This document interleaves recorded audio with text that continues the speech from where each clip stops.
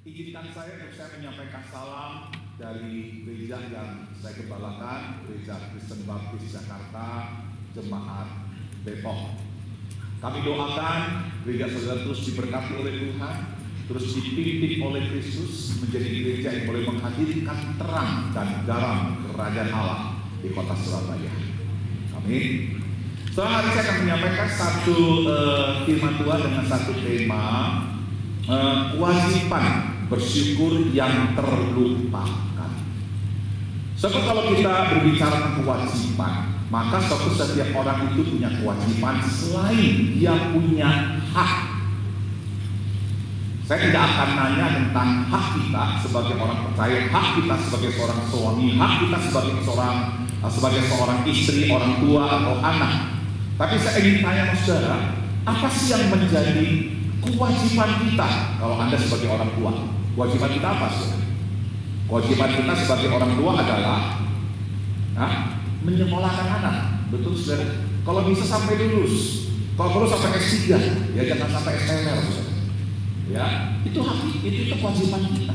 Kewajiban kita adalah menyediakan segala sesuatu yang dibutuhkan secara fisik. Misalnya rumah, pakaian buat anak-anak kita. Apa menjadi kewajiban seorang suami kepada istri, istri kepada suami? Saya yakin kalau sudah belajar dari bimbingan pranikah, tahu bagaimana Anda sebagai seorang suami melakukan sebuah kewajiban kepada pasangan Anda.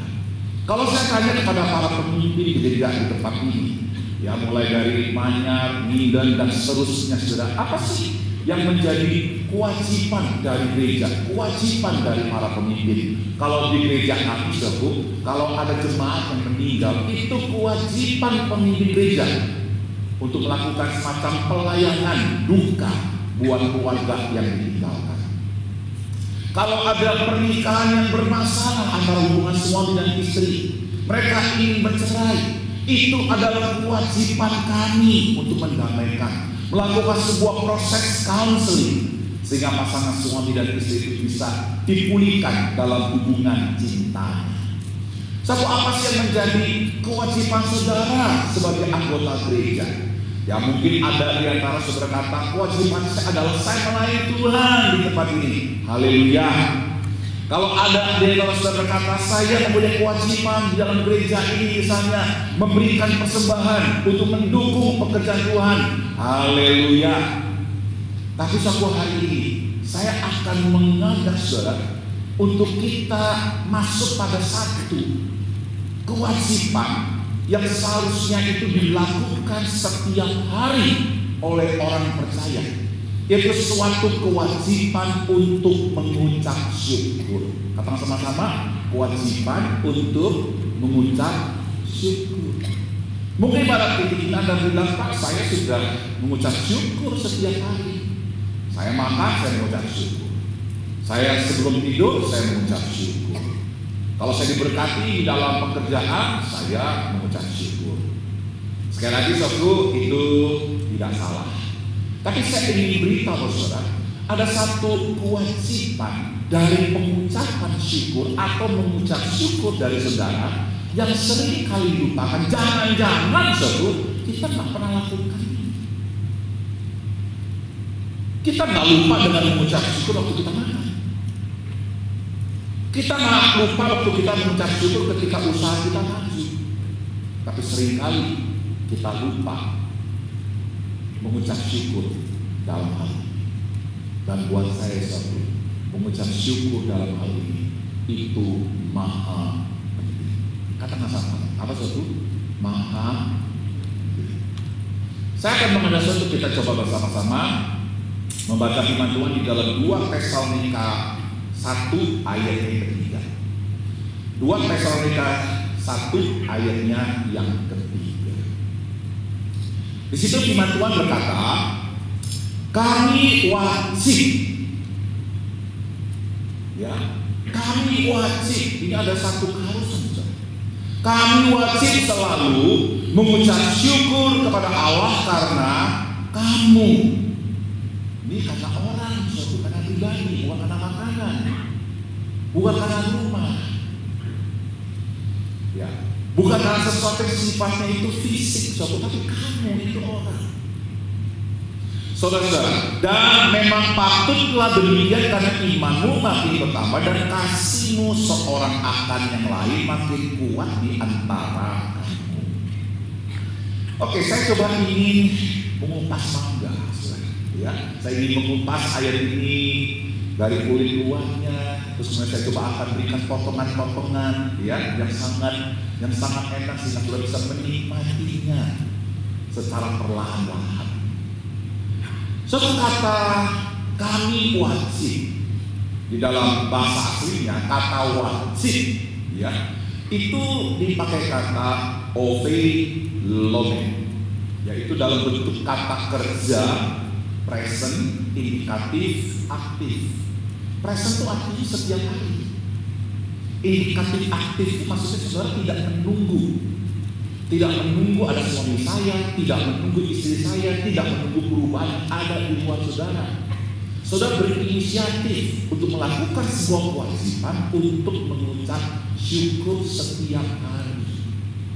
Jadi setiap hari itu mengucap syukur itu menjadi sebuah gaya hidup.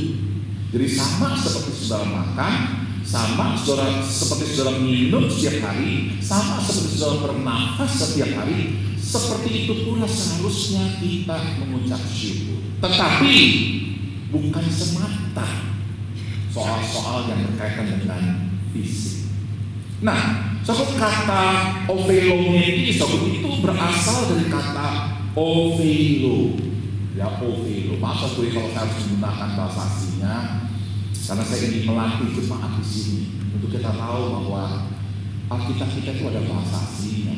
Ya, sehingga kita jangan mau dituduh kalau kita itu adalah umat terjemahan. Enggak, ada bahasa asli.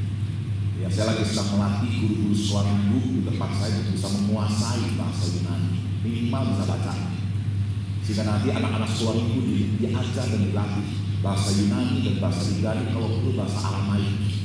Sehingga anak sekolah minggu kami memiliki kemampuan 3 bahasa untuk membaca di dalam bahasa asli.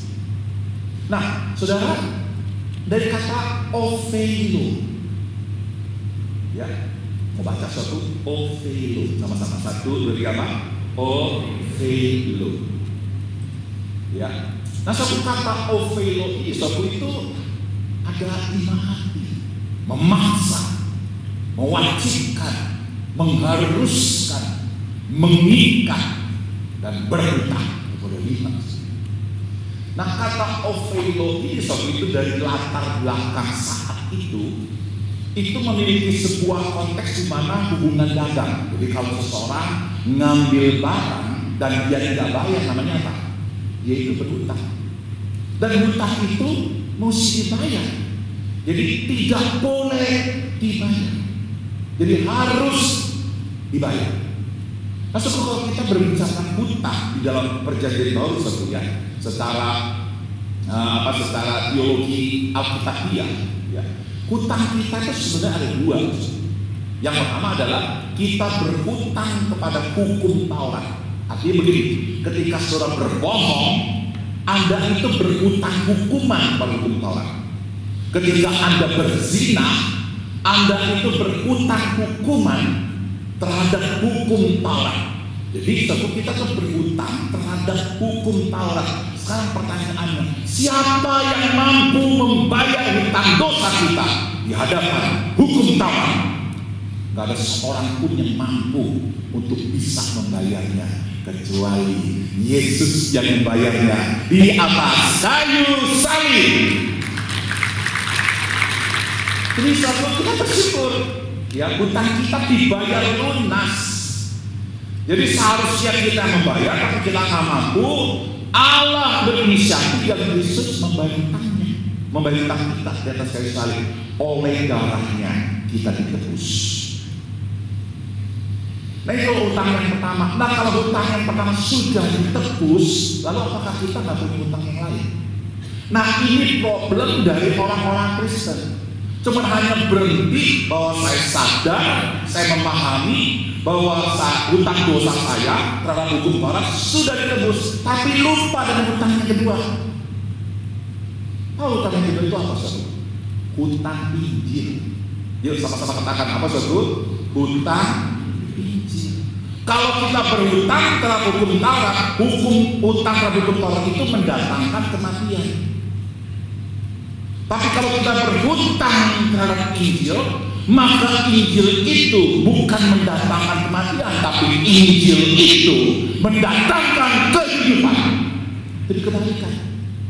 Jadi banyak orang bisa hanya tahu separuh, sehingga merasa, oh ya saya sudah saya sudah bebas dari kematian. Tapi tunggu dulu.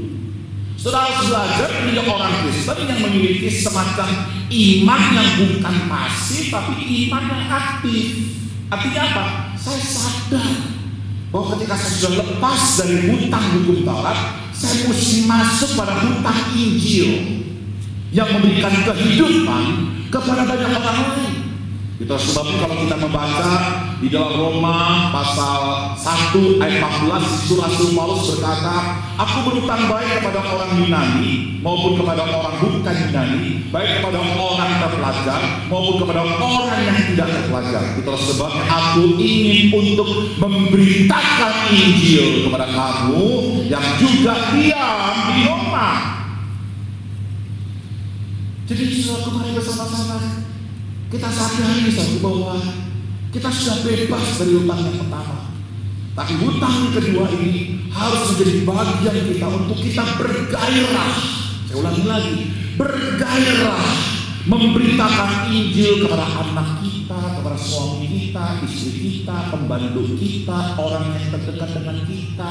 Supaya tak kalah kita memberitakan Injil yang menghidupkan kita itu, Injil yang sama juga menghidupkan anak-anakmu, suamimu, istrimu, orang tuamu, dan orang yang terdekat denganmu.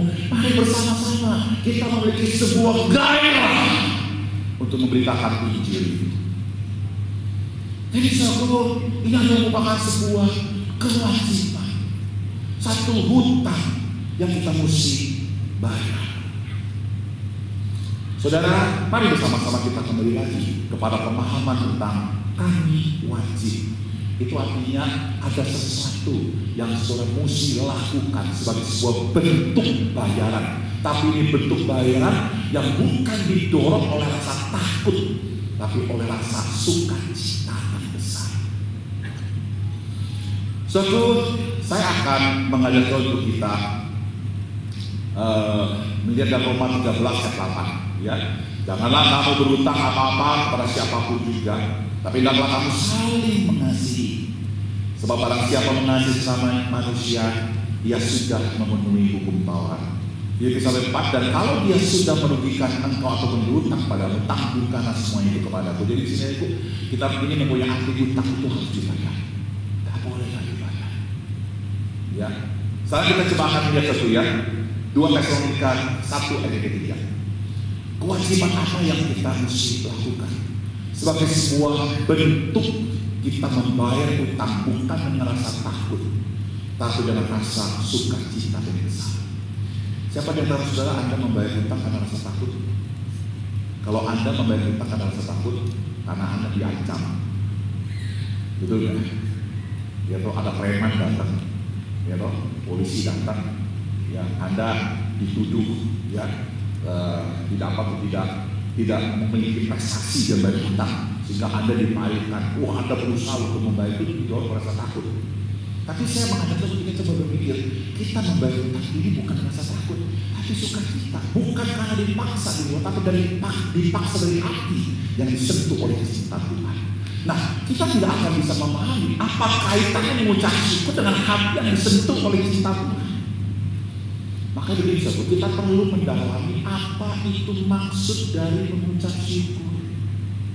Mengucap syukur itu beda dengan terima kasih atau give thanks di dalam bahasa Inggris.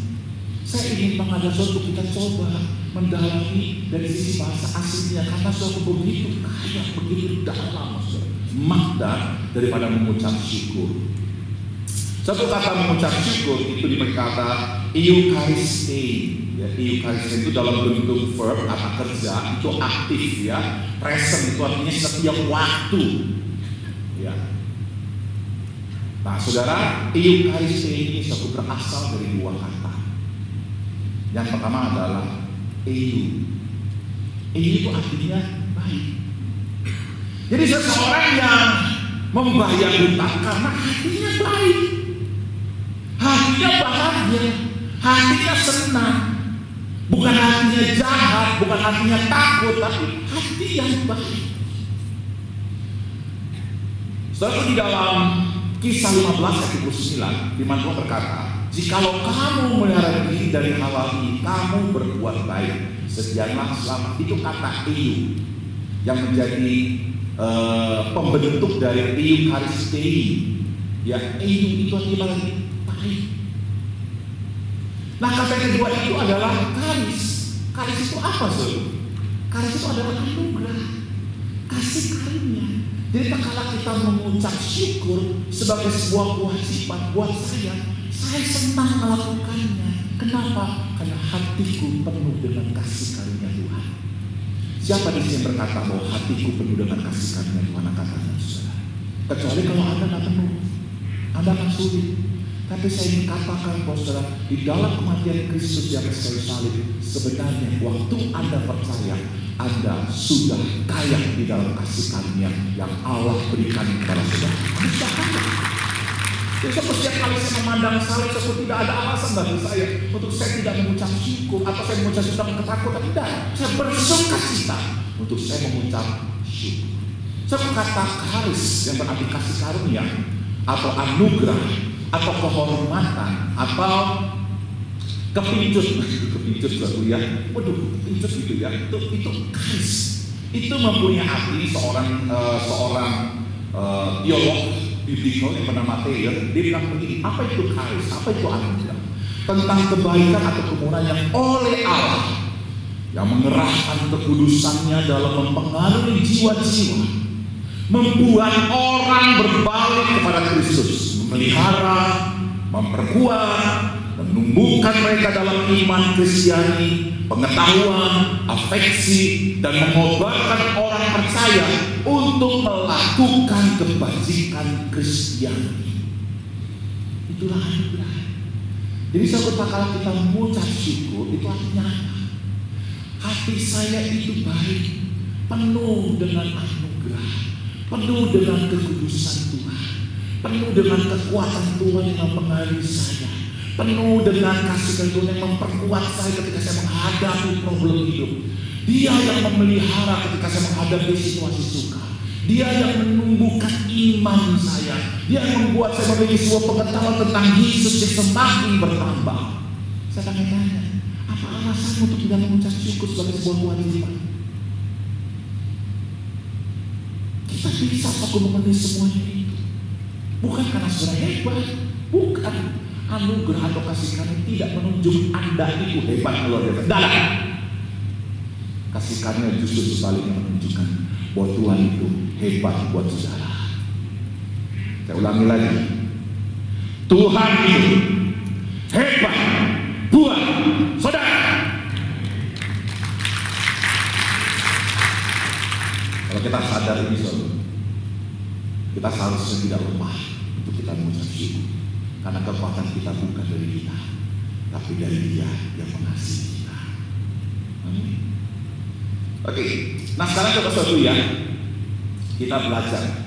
Ini ada dua kewajiban kita mengucap syukur sebagai sebuah bentuk anugerah yang Tuhan berikan kepada kita. Ada dua, masalah.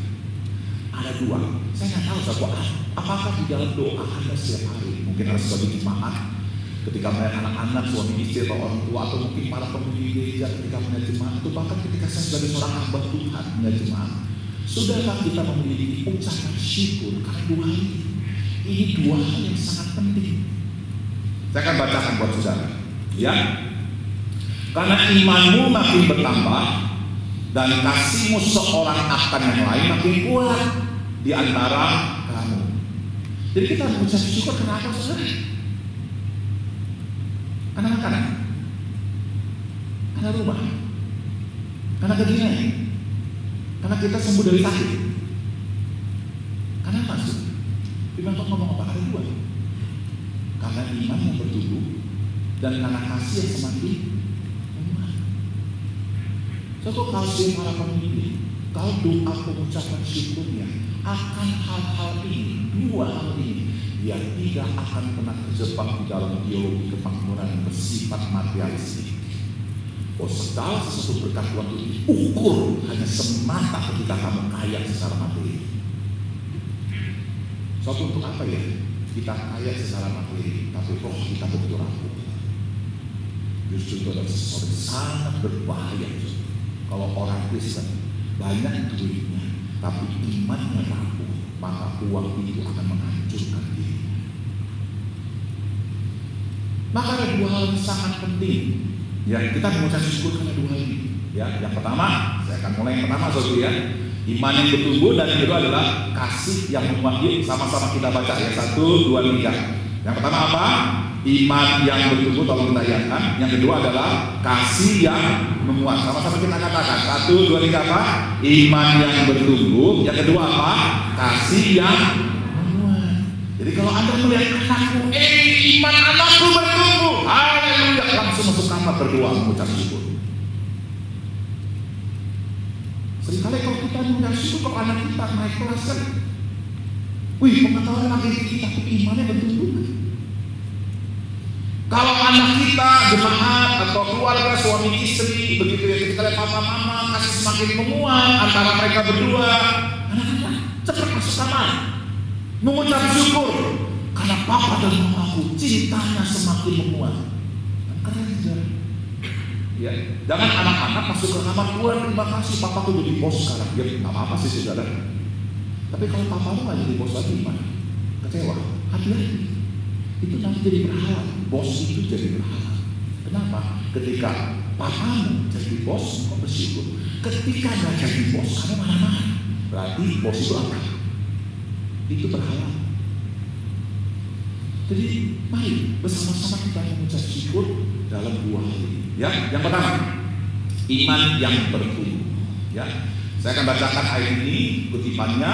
Karena imanmu makin bertambah. Suatu kata bertambah itu sebenarnya tepatnya itu menumbuh. Ya, bukan bertambah jadi 1 tambah 1 sama dengan 2. Lebih tepat itu bertumbuh. Kayak pohon mulai dari benih berakar, kemudian keluar tunasnya, batangnya, lalu kemudian daunnya, terus kemudian buahnya. Yaitu lebih tepat menggunakan kata bertumbuh. Nah, kalau kita bicara tentang iman yang bertumbuh, apa sih ukuran dari iman yang bertumbuh? Sehingga kita bisa mengucap syukur nih. Ya, jemaat BKMI itu bertumbuh secara iman gitu. Sehingga para pemimpin bisa mengucap syukur akan hal itu. Apa sih ukuran seorang ayah atau seorang ibu melihat iman anakku bertumbuh sehingga kalian sebagai orang tua bisa mengucap syukur? Begitu pula anak kepada orang tua dan sebagainya. Satu, ada dua hal yang sangat penting yang saya ingin katakan saudara, yang berkaitan iman yang bertumbuh dalam dua hal. Yang pertama adalah bertumbuh di dalam sistem berpikir tentang Tuhan. Saya ulangi lagi satu, bertumbuh di dalam sistem berpikir tentang Tuhan. Jadi seseorang itu bisa mendekati Tuhan lewat sistem berpikir. Yang kedua adalah seseorang itu bertumbuh dalam iman. Artinya begini, dia bukan saja bertumbuh di dalam sistem berpikir atau berteologi atau memahami tentang Tuhan secara teori, tapi dia juga mengalami Tuhan di dalam pengalaman hidupnya. Saya akan tanya, siapa di antara saudara yang percaya bahwa Tuhan mampu melakukan mujizat angkat tangan saudara? Artinya Anda sudah mempunyai sistem berpikir tentang Tuhan, bahwa Tuhan itu Maha Kuasa, mampu melakukan mujizat. Amin. Itu adalah teologi. Siapa di sini yang percaya bahwa Allah turut bekerja di dalam segala sesuatu? Coba katakan. Nah, ketika Anda percaya, Anda itu sebenarnya memiliki iman secara sistem berpikir bahwa Allahku adalah Allah yang bekerja di dalam segala sesuatu. Coba begini satu ya, kalau iman kita berhenti hanya pada posisi sistem berpikir, saya tanya, kering nggak Kristen? Hah? Maka begini satu ya, kalau orang Kristen hanya jago di dalam teologi, wah saya menguasai teologi reform, padahal saya menguasai teologi injili, saya menguasai teologi karismatik misalnya begitu, ya. Tapi dia tidak pernah mengalami dari apa yang menjadi teologinya. Ya, teologi itu teori. Itu sebabnya orang Kristen bukan sekedar dia berteologi, jago debat, jago menyampaikan teori-teori tentang iman Kristen, tentang Allah Tritunggal, tentang Yesus, tentang Roh Kudus, tentang Alkitab. Tapi sekaligus dia mengalami. Begini satu ya, yang paling mengerikan. Saya berdoa suatu, kita mesti banyak berdoa, karena antara teologi dan pengalaman itu diversuskan. Orang-orang yang mengaku memiliki teologi yang begitu ketat menyerang orang karismatik. Apa itu karismatik? Pengalaman. Akhirnya apa saudara? Pengalaman dibunuh. Tapi sebaliknya, orang-orang karismatik itu bilang begini, apa itu berteologi? Apa itu sistem berpikir? Apa itu? Itu gak penting buat saya, adalah saya mengalami. Ini dua hal yang paling berbahaya. Kita tidak boleh memversuskan. Yang benar adalah begini, kita harus punya teologi, kita punya sistem berpikir, sehingga kita tidak mudah dibodohi oleh ajaran sesat. So, jangan sampai nanti Anda mengabaikan teologi, anakmu jadi saksi Yehova.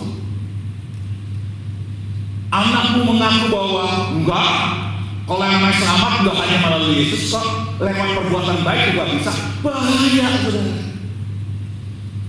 Maka kita mesti dorong anak-anak kita, para pemimpin, dorong jemaat untuk berteologi dengan baik, belajar baik-baik tentang teologi. Tapi di sisi lain, saudara, kita juga harus memberi sebuah ruang, kita dorong untuk jemaat anak-anak kita bisa mengalami apa yang dipercaya.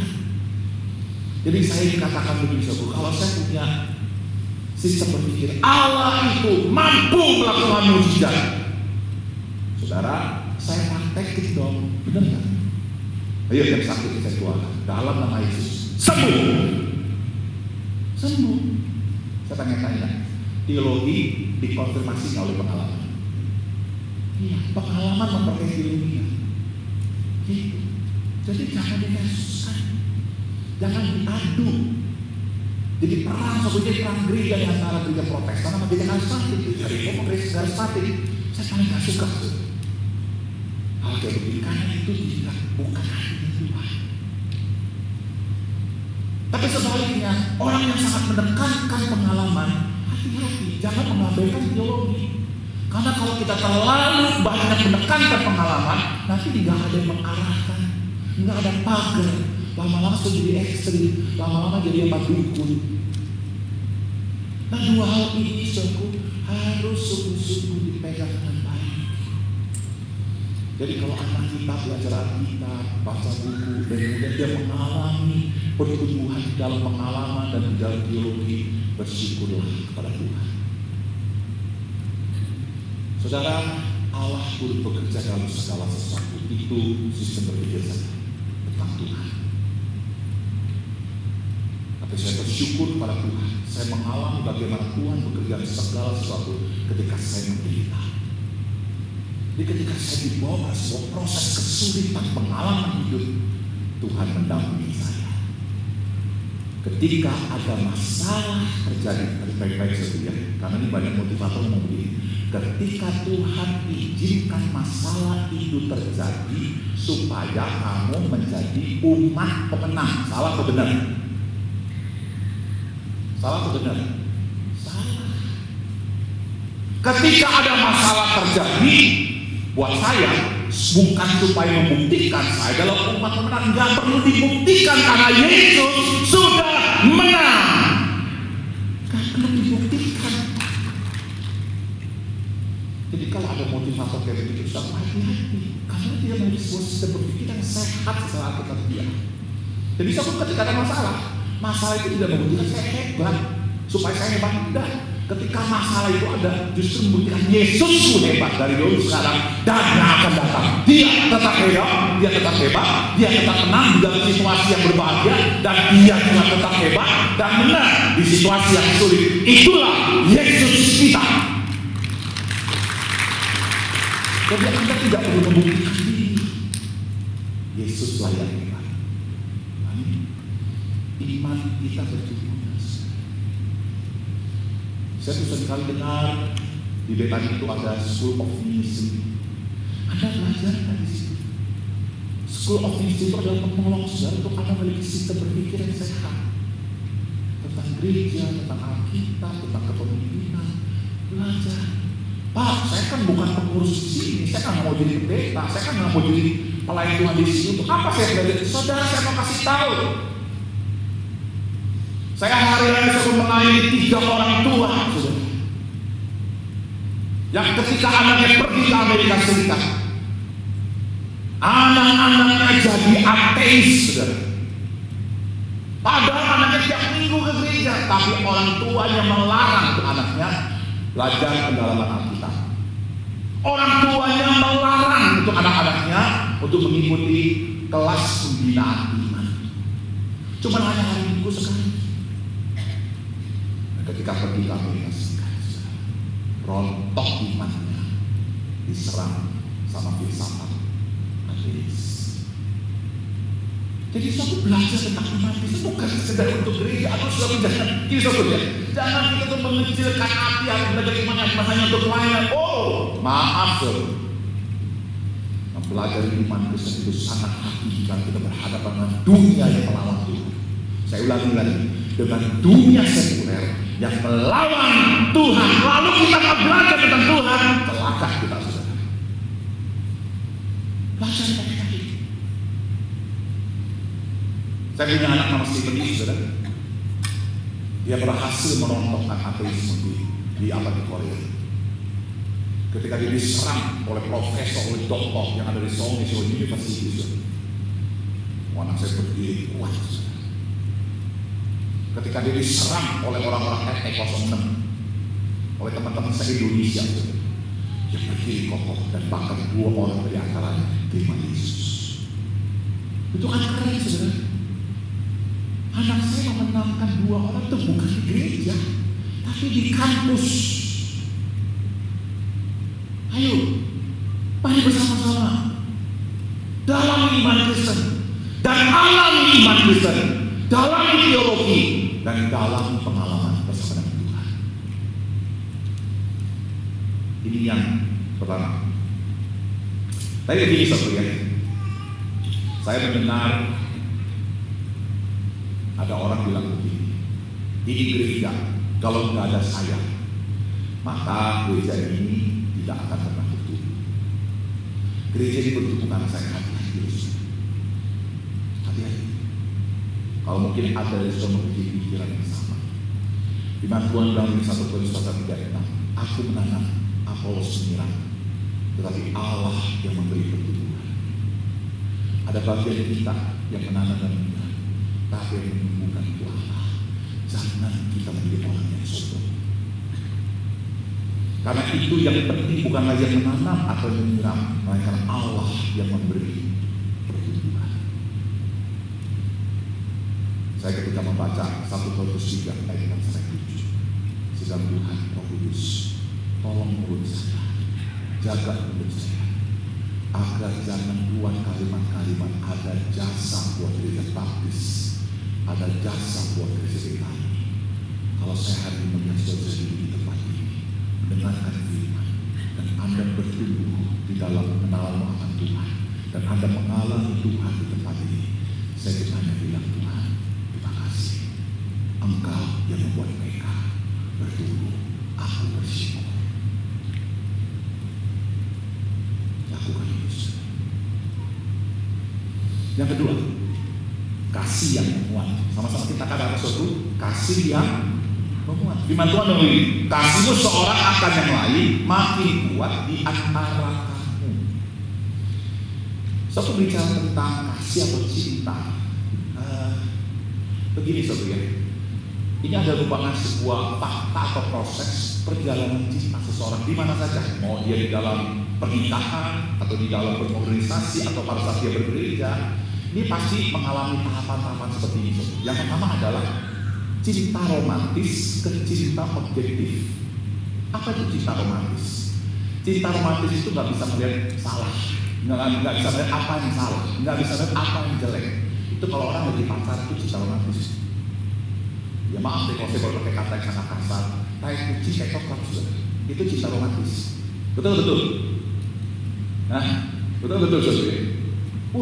Jerawat dibilang itu bintang berlian, itu jerawatnya jerawat saudara. Iya dong. Itu cinta romantis. Itu nggak objektif banget saudara. Nggak bisa melihat kesalahan, nggak bisa melihat apa saudara itu menjadi indah. Nah, nanti ketika saudara menikah atau ketika saudara masuk ke sebuah gereja atau saudara masuk ke sebuah keluarga yang baru setelah 3 bulan, 6 bulan, lama-lama baru saudara sadar, oh iya, ini tai kucing, ini coklatnya coklat, ini jerawatnya jerawat, ya ini mulus ya mulus, ya ini apa, ini bau badan, ini minyak wangi, itu objektif namanya. Gak apa-apa, it's okay. Ya dari cinta romantis ke cinta objektif. Wah, tadinya kalau Anda masuk gereja ini, wah romantis banget, ini baru gereja, itu bukan gereja. Di sini penyembahannya bagus sekali, pemain bagus sekali. Baru romantis. Nanti kalau udah 6 bulan, 7 bulan, 1 tahun, Anda akan masuk pada cinta objektif. Oh iya, di sini ada kekurangan. Oh iya, ada kelebihan. Kekurangannya tetap saya cintai. Kelebihannya saya tanggung dari ucapan syukur. Itu cinta objektif. Nanti begini saudara, Anda mesti masuk dari cinta objektif ke cinta pengorbanan. Sama-sama kita katakan, dari cinta objektif ke cinta pengorbanan. Kenapa perlu kita masuk pada cinta pengorbanan? Sebab begini, ketika Anda melihat kekurangan di sana sini, manusia yang sudah rusak, kecenderungannya apa saudara? Menolak yang kurang, kecewa terhadap yang kurang. Itu adalah kerusakan kita karena dosa. Makanya banyak jemaat Simon Darmandi nggak bisa terima dari tadi, dia pergi ke Reform. Nggak bisa ke Reform, dia pergi ke GNS. Nggak terima GNS, dia pergi ke GSJS. Begitu Darmandi terus kan. Jadi nggak memiliki sebuah akar yang kuat dari sebuah gereja. Jadi saudara masuk pada pengorbanan. Nah ketika masuk pada pengorbanan, kadang-kala begini sebuah hati-hati. Ini bagus sih, tetapi berbahaya. Kenapa? Saya ingin tanya saudara, kenapa Anda mempertahankan istri sebagai istri? Dia sebagai istri, dia sebagai suami. Kenapa aku bertahan di jabatan? Karena aku berkorban. Biarkan aku yang berkorban. Jangan anak-anakku jadi korban. So, kalau aku ceraikan istriku, anak-anakku jadi korban. Biarkan aku yang berkorban. Sekarang banyak orang yang beralasan mempertahankan pernikahan karena dia tidak mau anak jadi korban. Biar saya jadi korban. Ketika anak-anak sudah besar, sudah menikah, baik-baik buat ceraiin dulu. Itu yang terjadi saudara. Hati-hati. Memang cukup baik sih, lama itu waktunya. Kenapa ada orang nggak mau pindah gereja? Saya mau tetap di kami. Karena saya tidak ingin membuat papa saya malu. Papa saya kan seorang diaken. Papa kan seorang bos gereja ini. Saya nggak mau papa saya jadi korban. Biarlah saya aduh, walaupun nggak enak pergi gereja. Aduh, rasanya susah kalau berkali apa. Biar saya yang berkorban, jangan papa. Ini merupakan sebuah pengorbanan yang palsu. Karena suatu saat ketika papamu meninggal atau tidak ada lagi di gereja ini, Anda akan keluar dari gereja kita. Itu sebabnya kita mesti kembali dari cinta pengorbanan, balik ke cinta Yesus. Sama-sama katakan, balik ke cintanya siapa? Yesus. Anda nggak perlu berkorban. Amin, nggak perlu berkorban. Yesus sudah berkorban. Ngapain kita berkorban? Ayo kita datang kepada Yesus. Yesus, terima kasih. Aku nggak mampu berkorban, tapi Tapi Engkau sudah berkorban buat aku. Aku pegang salibmu. Engkau akan menjadi jemaat yang setia buat gereja ini. Bukan karena orang tua, tapi karena Yesus. Engkau menjadi jemaat yang setia di tempat ini. Sekalipun kau diputuskan oleh pacar, gak apa-apa.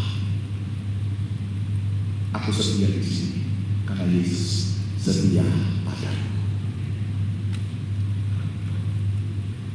Cinta yang semakin menguat di antara kami itu tidak akan semakin menguat kalau hidup kita tidak dikuasai oleh cinta Kristus yang telah mati bagi kita.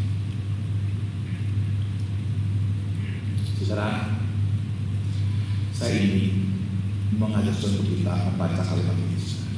Persekutuan, keluarga, gereja, apapun lah bentuk sebuah komunitas. Persekutuan yang sehat bukan karena dihadiri orang-orang yang semakin banyak, namun karena iman dan kasihnya dalam Kristus semakin bertumbuh dan menguat. Saya berdoa sekarang ada mulai bekalan ajar untuk mendoakan gereja ini. Engkau mengucap syukur bukan karena gedung yang bagus, bukan karena jemaat yang banyak. Engkau berdoa karena jemaat ini bertumbuh di dalam iman dan bertumbuh di dalam kasih. Kalau Tuhan ini ada di dalam gereja kami, kekuatan apapun tidak bisa melumpuhkan gereja kami. Saya ulang lagi, tidak ada kekuatan apapun yang bisa melumpuhkan gereja kami, karena kasih dan iman itu adalah esensi kekristenan yang sangat hakiki. Anda bilang begini, pagi saya sudah gagal.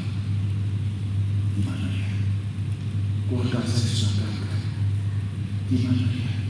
Kayaknya iman kami sudah rontok, kasih kami sudah tidak ada. Jangan khawatir. Saya akan mengajar untuk kita baca 1 Yohanes pasal 4 ayat 10 sampai ayat 11. 1 Yohanes pasal 4 ayat 10 sampai 11. Mari kita baca sama-sama. 1, 2, 3. Inilah kasih itu, bukan kita yang telah mengasihi Allah, tetapi Allah yang telah mengasihi kita dan yang telah mengutus anaknya sebagai pendamaian bagi dosa-dosa kita. Kenapa Anda datang dalam iman dan kasih? Karena Anda merasa Anda mengasihi Allah. Kalau Anda mengasihi Allah, berarti Anda ada jasa kepada Allah. Anda mengasihi Allah itu adalah Anda menggunakan kekuatanmu untuk Anda mengasihi Allah. Tapi kalau kita baca ini, yang memulai mengasihi itu siapa? Allah tahu kamu nggak mampu mengasihi aku. Tidak bisa kalau aku tidak mencintai kamu lebih dulu. Engkau tidak mampu mencintai aku. Ayat 11. Saudaraku yang kekasih, jikalau Allah sendiri mengasihi kita, maka haruslah kita juga saling mengasihi. Kalau kau gagal dalam iman, kau gagal dalam mengasihi sama, saudara, cepat satu kok. Yuk sadar, kita kembali lagi. Tuhan, aku butuh cinta.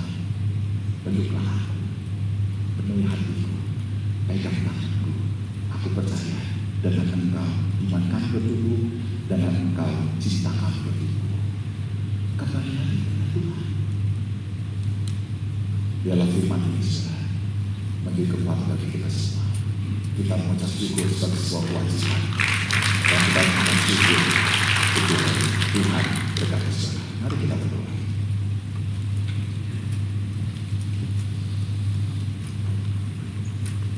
Kami bersyukur Tuhan untuk iman yang boleh kami dengar pada pagi hari ini.